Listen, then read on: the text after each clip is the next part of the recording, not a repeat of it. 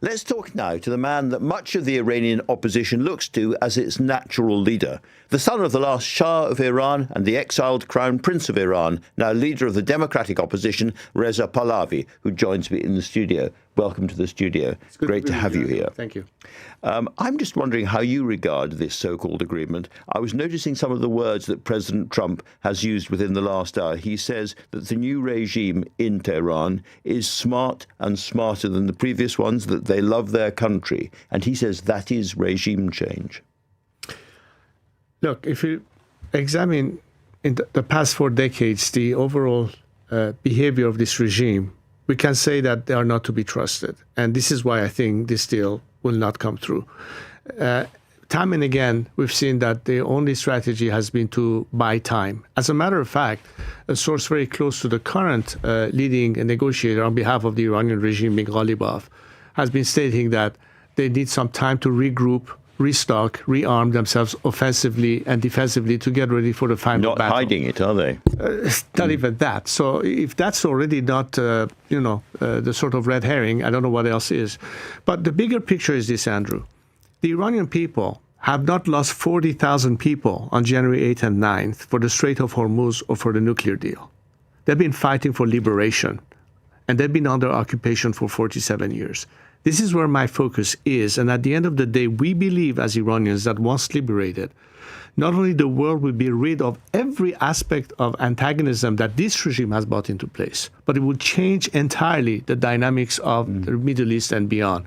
This is really what we hope your listeners and government are listening and understand of how crucial it is to understand that the persisting existence of this regime is the continuation of all the problems.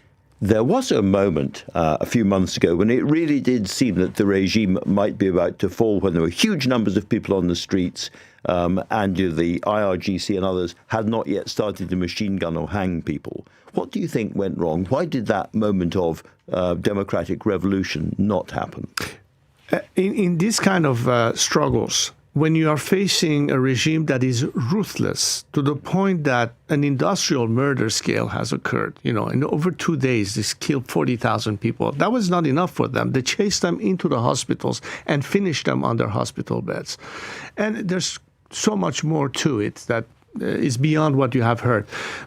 And all of a sudden you have a sort of halt in the process. So we have to regroup. We have to adapt to the new circumstances. And irrespective of whether there is a deal or not, and irrespective of whether there is support for the Iranian people or not, our struggle will continue. So we are regrouping. We are reorganizing. I think the people eventually will find another chance to come to the streets at the right time, obviously, given some circumstances. And we are pretty much reorganizing ourselves under the circumstances. Well, let me ask you about that, because it's pretty clear that for an awful lot of Iranian people, money is tight. Indeed, people are finding it hard to pay basic bills for food and petrol and the rest of it. It's pretty clear that that is getting worse. The shortages are getting worse, and the stories about corruption are getting worse. So do you think there is going to be another moment of, as it were, democratic uprising before too long? Of course. And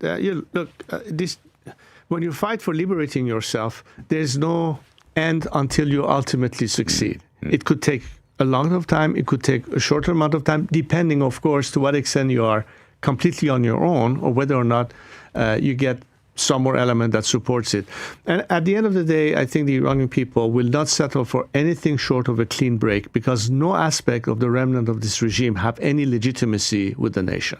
We have paid a high price to get to this point. A very high price. President Trump started this war making big promises about regime change and big promises to the Iranian people. Are you disappointed in the way that he's finished it?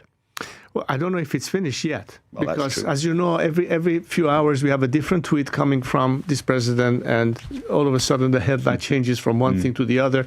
So I'm not reading too much to any statement that has been made. And in fact, I was just following a little bit what was happening live in Evian in the press conference. And we hear a lot, but we have yet to see what happens. Even the president of America says, well, let's see how they behave. Beyond how the regime behaves, we know how it behaves. So it will try to eliminate anything that stands in their way, including its own population. But we are going to continue this fight. I think the world needs to understand that the Iranians are not going to give up their fight. They're courageous. They're willing to sacrifice. And this is, at the end of the day, how history shapes itself. Eventually, they'll go down. They will fall on their own sword.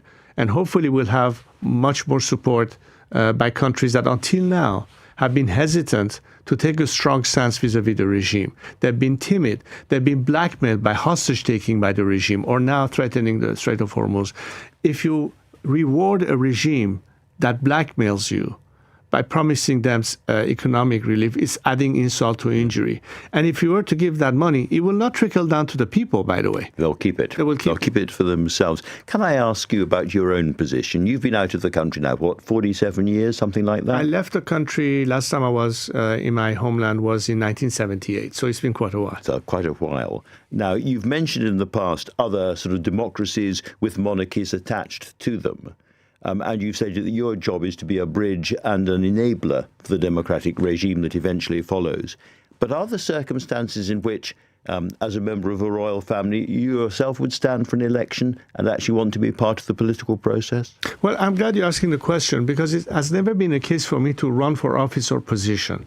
But I'm uniquely placed to be an agent of change and transition.